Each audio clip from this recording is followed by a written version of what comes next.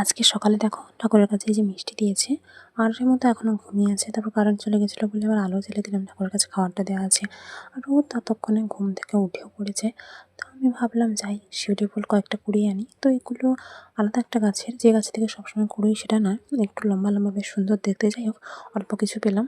আর brush তো আমার করা হয়েই গেছে রোজকারের মতো। তো বিস্কিট বের করতেই রেমো এসে হাজির। মানে বিস্কিট বের করার টাইমও ভালো মতো জানে, তখন থেকে দরজার সামনে বসে থাকবে, বিস্কিট বের করে ওকে না দেওয়া অবধি ওরকম করবে। এদিকে মুড়ি বেড়ে ওকেও অল্প মুড়ি দিলাম, আর মা ততক্ষণে আনাজ কাটা শেষের দিকে। যাই হোক, ছবিটা একটু ঝাপসা হয়ে গেছে। আমি সময় মতো ওষুধ খেয়ে নিলাম, আর মা সেই নারকেলগুলো কাটতে বসেছে। এদিকে দেখো, বাবার পায়ে হাতে সুন্দর করে মলম লাগিয়ে দিয়েছিলাম বলে বাবা আমার কপালে আর গালে চুমু খেলো। আসলে কি ব্যাপারটা হয়েছে সেটা একটু পরে বলছি। এই যে সেইটা চারকোনাইটা সুন্দর দেখতে, ওইটাই লাগিয়ে দিয়েছিলাম।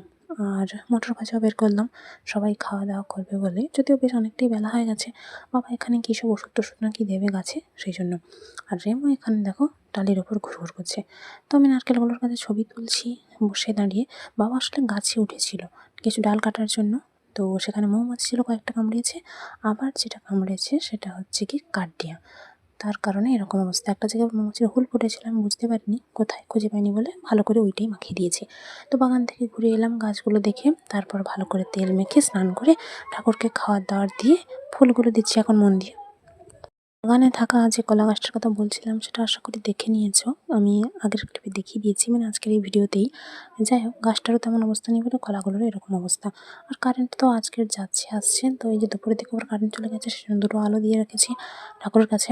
তারপর এদিকে সব কিছু বের করে নিয়ে এসে দেখি রেমো বসে আছে, ওকে খেতে দিয়েছে, কিছুটা খিচুড়ি এসছে।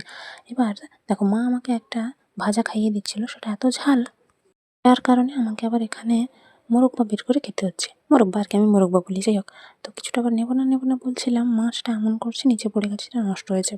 ঘরে এসে ফুল দেওয়াটা দেখছিলাম, আর তারপরে মোবাইলে একটু কুটুর করে দুটো জিনিস অর্ডার দিয়েছিলো, মানে দুটো বই, অন্য কিছু ভেবো না আবার।